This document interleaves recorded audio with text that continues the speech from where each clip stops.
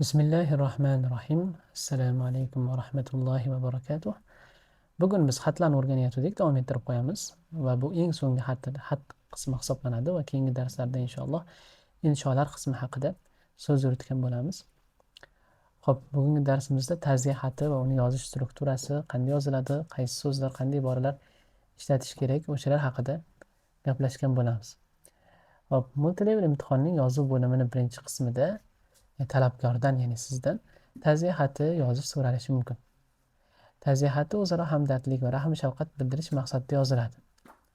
Bu tartibdagi xat ko'pincha quyidagi vaziyatlarda yozilishi mumkin, ya'ni qaysi vaziyatlarda xat yozasiz deydigan bo'lsak, mana shu vaziyatlarning birida xat yozish so'ralishi mumkin. Birinchisi, do'stingizni vafoti munosabati bilan ularning oilasiga ta'ziya xat yozish. Ya'ni do'stingiz vafot etib qoldi yoki ularning oilasida biror kishi vafot etib qoldi, o'shalarga hamdardlik bildirib xat yozishingiz mumkin ekan. Yoki yaqinlaringizning oila a'zolarining biri vafot etib qoldi. Do'stingizning oilasidan kimdir vafot etdi, tanishingizning oilasidan kimdir vafot etdi. O'shalar yuzasidan ham ta'ziya xatingiz yozishingiz mumkin ekan. Undan tashqari do'stlaringiz yoki tanishlaringiz qiyin kunlarni boshidan o'tkazayotgan bo'lsa-da va siz o'zingiz men sizlar bilan birgaman, men sizlarning his-tuyg'ularingni anglab turibman, men sizlarni doim qo'llab-quvvatlab turaman degan ma'noda ham ta'ziya xati, ya'ni tasalli xati desak ham bo'ladi buni. Shunaqa xat yozish ham aynan ta'ziya xat yozish strukturasi bo'yicha amalga oshirilar ekan. Xo'p, bizga xat yozish, qaraymiz nima bo'lyapti.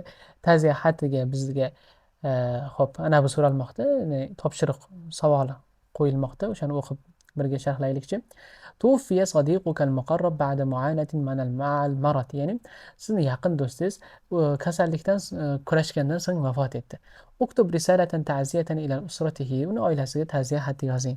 Fa'bbir fiha an mashaa'irika va da'mik, siz o'zingizni hissiyotlaringizni va qo'llab-quvvatlashingizni bildirib o'ting. Lahum, ularga bo'lgan qo'llab-quvvatlashingizni.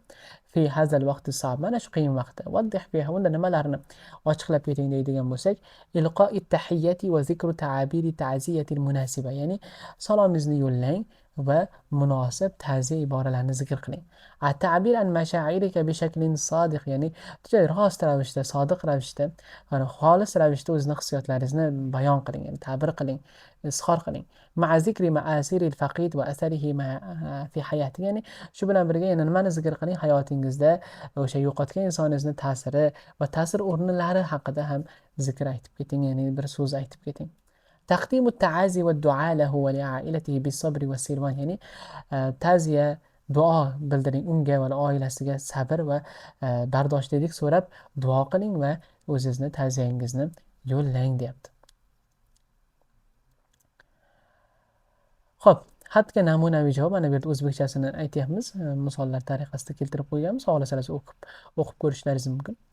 Xatga namunaviy javob ko'ryapmiz. Azizi Karim, ya'ni Karimga yozyapmiz. Assalomu alaykum va rahmatullohi va barakatuh.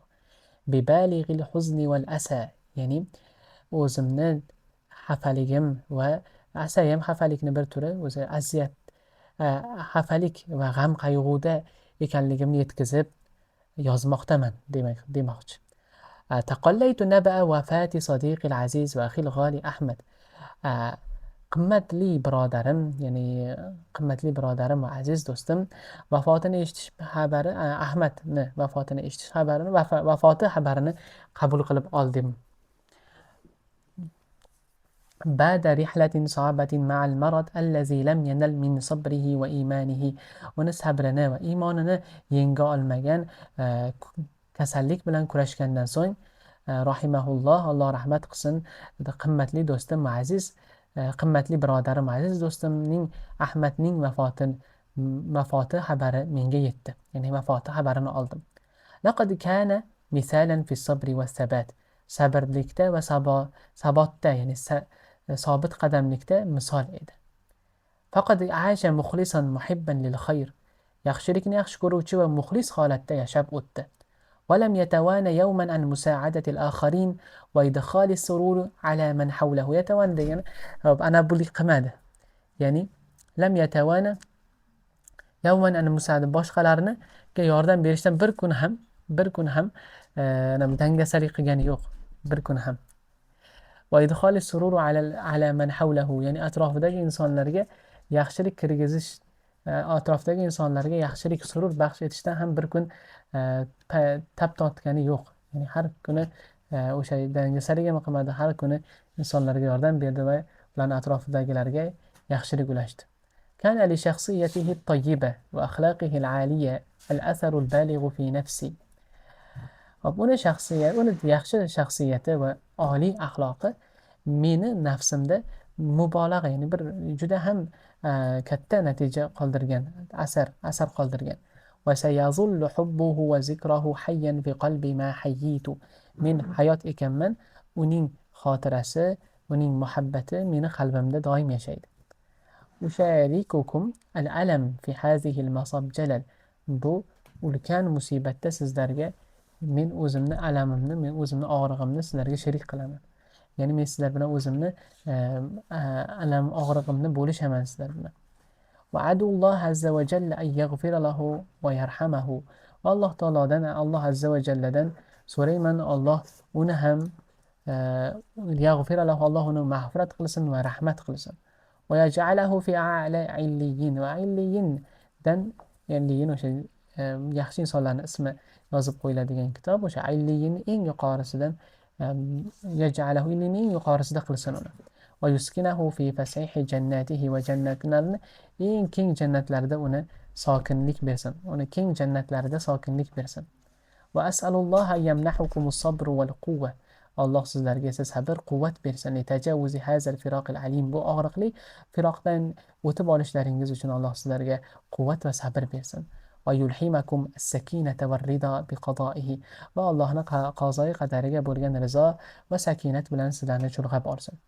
Innana nu'minu anna liqa'ana bihi muajjalun ila hin. Va biz ishonamiz, bizni uchrashuvimiz bir qaysidir vaqtgacha kechiktirilgan xolos. حيث يجمعنا الله تحت رحمته وفضله. ya'ni Alloh bizni o'zining rahmatiga va fazliga olgunga qadar. Arju an taqbulu xolis ta'ziyya. Meni xolis ta'ziyamni qabul qilishlaringizni umid qilaman. Va innani ala isti'dadin li wuqufi bi janibikum va da'mikum fi ayyi vaqtin. Albatta men sizlarning yoningizda turishga va qaysi vaqt bo'lmasin sizlarga ko'mak berishga doim tayyorman. Inna lillahi va inna ilayhi roji'un. Albatta biz Allohnikimiz, Allohga qaytamiz. Bikulli huznin va asa. G'am qayg'u bilan Muhammad Solih yozyapti degan. Xo'p. Endi ba'zi bir iboralar bor. Biz bilishimiz kerak bo'lgan xafalikni izhor qilish iboralari. Masalan, huzun ezib yuborgan qalbimiz bilan yozmoqdamiz. Masalan, biqulubin yu'tasiruha al-huzn. Talaqqayna naba'a vafat. Ya'ni vafot etgan insonning ismini yozib xabarini oldik. Bibalig'il asa wal huzn ash'uru bi fuqdani azizina. Ham qayg'u bilan azizimiz vafot etgan insonning ismini yozib yo'qotganimizni his qilib turibmiz degan ma'noda. Yana bu yerda bir necha iboralar bor. O'sha iboralarni yozgan holatda yozishimiz kerak ekan. Vafot etgan inson haqqiga duo qilishimiz ham mumkin ekan. Masalan, vafot etgan insonning haqqiga duo qilamiz. Allohdan uni keng rahmatiga olishini so'rashimiz mumkin ekan. Nas'alulloha yataghammadahu biwasi'i rahmatih. Allohdan uni keng rahmatiga olishini so'raymiz.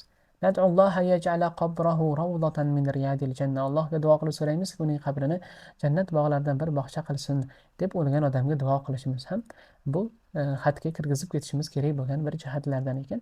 Undan tashqari og'riqqa aynan biz uni og'rig'iga sherik ekanligimizni ham aytib ketishimiz kerak. Bunga qanaqa iboralar ishlatamiz? Misol uchun, nusharikukum alamakum fi hazal masab al-jalal. Bu ulkan musibatingizda og'riqqa biz ham sherikmiz. Ash'uru bi alamikum. Og'rig'ingizni his qilib turibmiz.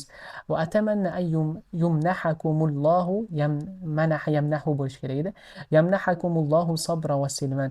Alloh sizlarga sabr va bardoshni berishini so'raymiz, umid qilamiz degan holatda nima qilishimiz kerak? Yozishimiz kerak. Bundan tashqari, albatta xotiralarni ham zikr qilib ketamiz. Misol uchun, kanat lahu zikrayatun jamilatun satazullu hayyan fi qulubina. Uni bizni qalblarimizda bardavom barhayot qiladigan go'zal xotiralari bor degan holatda yoki boshqa iboralarni ham ishlatishimiz mumkin.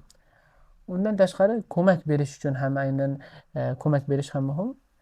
Ko'mak va bu qiyin vaqtlarda doim yoningizdaman deyishimiz mumkin ekan. Ana huna bi janibukum fi hadhihi al-awqatis sa'ba.